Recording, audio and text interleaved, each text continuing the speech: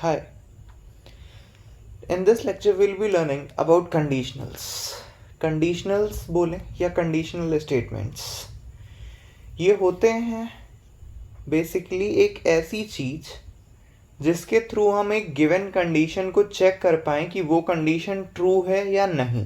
अगर ट्रू है तो एक गिवन सेट ऑफ स्टेटमेंट्स हम एग्जीक्यूट करें, और अगर फॉल्स है तो भी हम एक given set of statements execute करें या ना करें. अब देखते हैं ये होते क्या हैं और कैसे होते हैं. सबसे पहला हमारा कंडीशनल स्टेटमेंट आता है इफ. उसके पहले हम मेन फंक्शन अपना बना लें. Public static it is giving such things. Okay, if. अब यहाँ पे ऑलरेडी आपको दिख रहा है कंडीशन.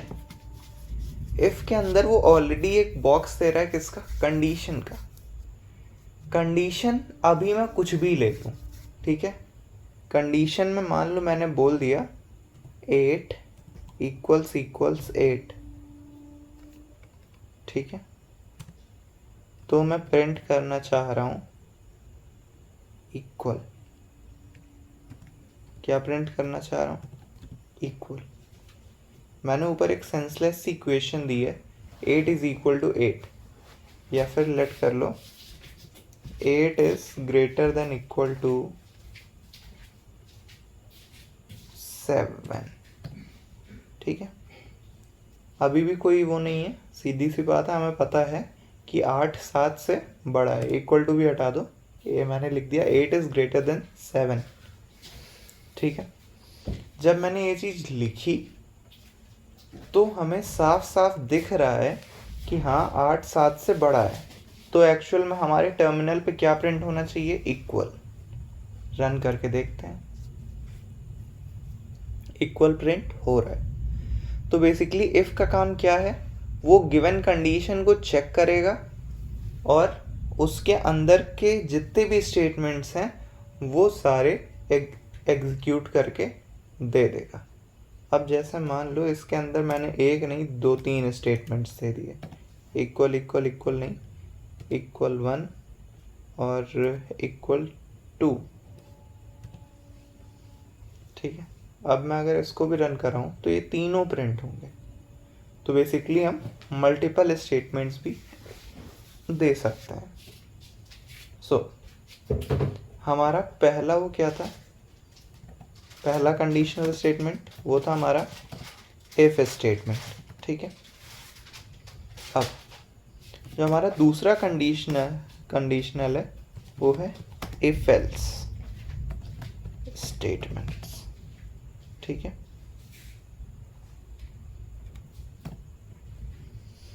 अब इफ एल्स क्या बोलता है, मान लो मैंने एक इंटीजर लिया x इज इक्वल टू 5, ठीक है. और यहाँ पर मैंने चेक करवा लिया अगर x 7 से बड़ा है तब तो क्या हो जाए, ये तीनों स्टेटमेंट्स एग्जीक्यूट हो जाएं. अगर x 7 से बड़ा नहीं है तो क्या हो, अगर x 7 से बड़ा नहीं है तो वो कहाँ जाए. मेरा मन किया एल्स ऑप्शनल है, आप ज़रूरी नहीं कि आप इफ़ के बाद एल्स बनाओ ही बनाओ, ये आपका ऑप्शनल पार्ट है. बट अभी मेरा मन किया कि मैं बनाऊं कि अगर x 7 से बड़ा नहीं है तो क्या होना चाहिए. तो मैंने बोला इसी को कॉपी कर लेते हैं. तो तीनों स्टेटमेंट्स मैंने पोस्ट यहाँ पेस्ट कर दी. यहाँ मैंने लिख दिया नॉट इक्वल 1 और नॉट इक्वल 2. रन कराते हैं, ठीक है. अब हमें पता है 5 7 से बड़ा नहीं है तो इफ स्टेटमेंट नहीं एल्स पार्ट एग्जीक्यूट होना चाहिए. और क्या प्रिंट होना चाहिए, नॉट इक्वल 1 और नॉट इक्वल 2, और वही हमारा प्रिंट हो रहा है, ठीक है. तो बेसिकली इसमें हमें कोई प्रॉब्लम नहीं आ रही है, ठीक है. सो अब दूसरा हमारा था इफ एल्स स्टेटमेंट, ये भी हमने क्लियर कर लिया है। अब आगे हम देखेंगे क्या, आगे हम देखेंगे इफ एल्स लैडर, या फिर इसको हम बोलते हैं एल्स इफ लैडर। ठीक है, मान लो एक कंडीशन थी x ग्रेटर देन 7 की। अब तीन तीन स्टेटमेंट हटा दे रहे हैं, एक एक स्टेटमेंट रखते हैं।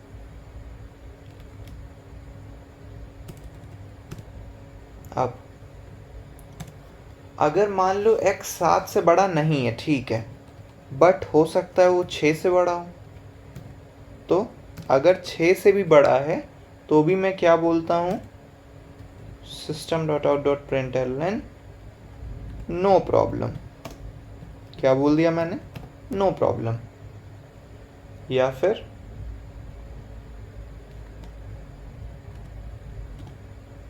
अगर x 4 से भी बड़ा है तो मैंने क्या बोला, ओके।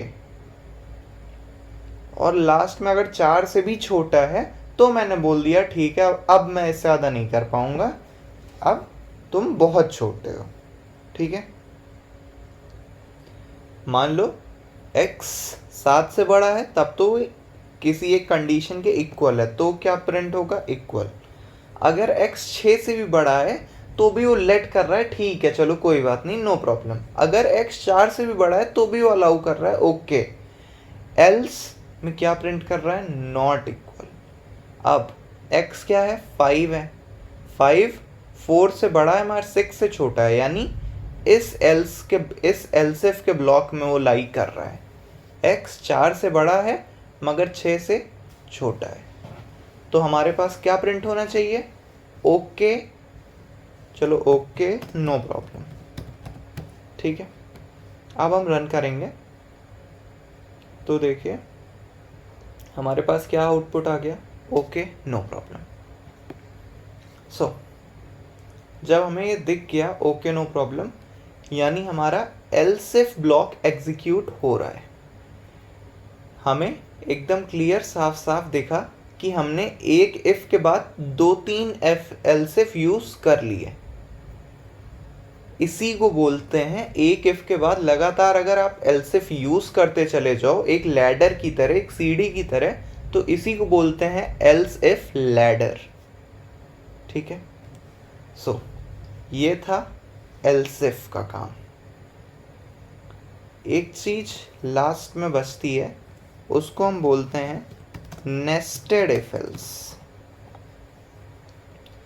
अब मान लो यही अंदर के काम जो थे, इसके अंदर मैं बोलूं if x is greater then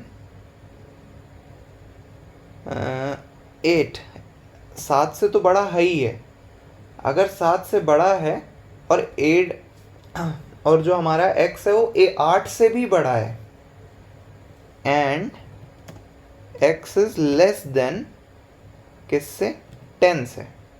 ठीक है, तो क्या प्रिंट हो जाए, गुड।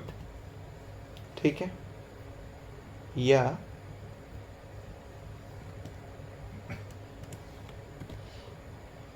एक और कंडीशन दी मैंने, एल्स इफ x 8 से भी बड़ा है और 10 से छोटा नहीं है, लेस देन इक्वल टू 9 है। ठीक, 10 से छोटा तो है ही है बेसिकली, या कह सकते हो 9 से भी छोटा है, तो क्या कभी ये स्टेटमेंट एग्जीक्यूट हो पाएगा, पहले ही उसे इफ मिल गया। इफ में उसने क्या कंडीशन चेक की कि 8 से बड़ा और 10 से छोटा हो, उसने बोला ठीक है 8 से भी बड़ा है और 10 से छोटा है, यानी 9 बेसिकली सिर्फ और सिर्फ 9 को कंपेयर करेगा वो। ठीक है, अगर वो 9 है तभी वो गुड प्रिंट करेगा, वरना नहीं प्रिंट करेगा। तो ये एल्स इफ कभी क्यों चलेगा जब ऑलरेडी 8 से बड़ा होना चाहिए और लेस देन इक्वल टू 9 होना चाहिए, यानी इसमें भी बस एक ही वैल्यू तो है हमारे पास, वो है 9। तो यानी ये एलसिफ कभी चल ही नहीं पाएगा। तो ये हमें हमेशा ध्यान रखना है कि हम जो भी कंडीशंस स्पेसिफाई कर रहे हैं, अगर वो नीचे वाली कंडीशंस के साथ कोलाइड कर रही हैं तो हमेशा ऊपर वाली कंडीशन जो होगी वो हमारी वर्क करेगी। ठीक है, इफ हमेशा वर्क करके वापस से ख़त्म कर देगा, बात पूरी वहीं पे। ठीक है, तो एलसिफ में हम ये कंडीशन ना देके एलसिफ में क्या देते हैं, x ग्रेटर देन 10। अगर 8 से बड़ा और 10 से छोटा नहीं है, 10 से बड़ा है या इक्वल है, ठीक है, तो क्या प्रिंट हो जाए, वेरी गुड। x को चेंज करके हम कर दे रहे हैं 22। ठीक है, अगर मान लो यहाँ पे मैंने एक और कंडीशन दी, अगर x लेस देन 20 हो, ठीक है, इसके बाद मैंने एल्स लगाया, अगर x 8 से बड़ा और 10 से छोटा भी नहीं है, x 10 या 10 से बड़ा और 20 से छोटा भी नहीं है, अगर x यानी 7 से बड़ा भी है मगर 20 तक में नहीं है, तो क्या हो, साउट क्या प्रिंट हो जाए, एक्सेलेंट वर्क। ठीक है, तो दिख रहा है x हमने क्या लिया है 22, तो क्या प्रिंट होना चाहिए, एक्सेलेंट वर्क प्रिंट हो जाना चाहिए। अच्छा, यहाँ पे अगर हम एक कंडीशन मांगे कि x इज इक्वल टू 8 के लिए क्या प्रिंट होगा, तो x इज इक्वल टू 8 के लिए यहाँ कुछ भी प्रिंट नहीं होगा। क्यों, क्योंकि यहाँ हमने इक्वल्स नहीं लगा रखा है। x हम किसके लिए चेक कर रहे हैं, 8 से बड़ा है तो, या 10 से छोटा है तो 8 के लिए कोई कंडीशन नहीं थी, तो अब हमने 8 के लिए कंडीशन लगा दी।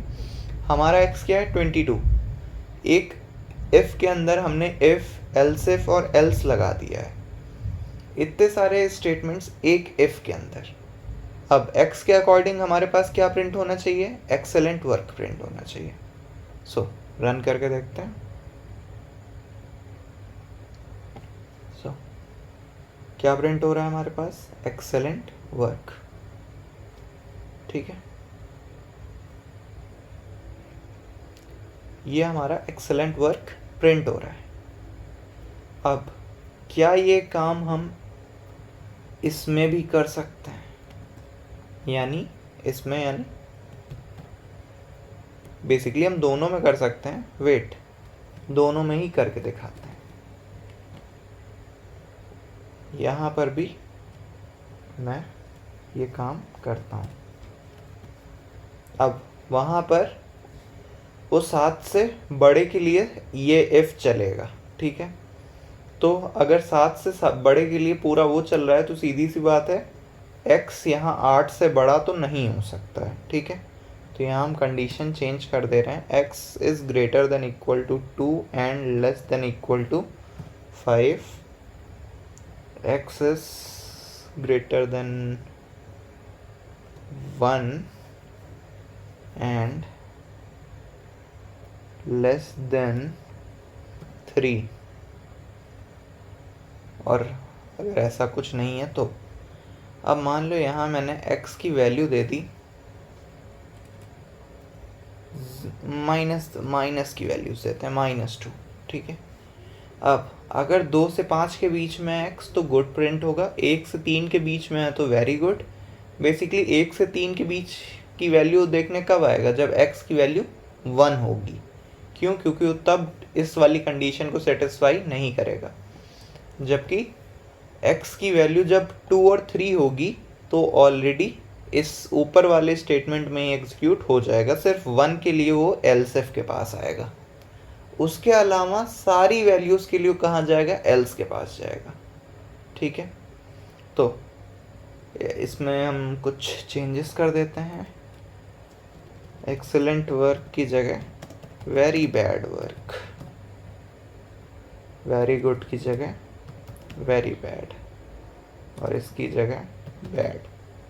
ठीक है, अब x है -2 यानी एल्स वाला पार्ट एग्जीक्यूट होना चाहिए।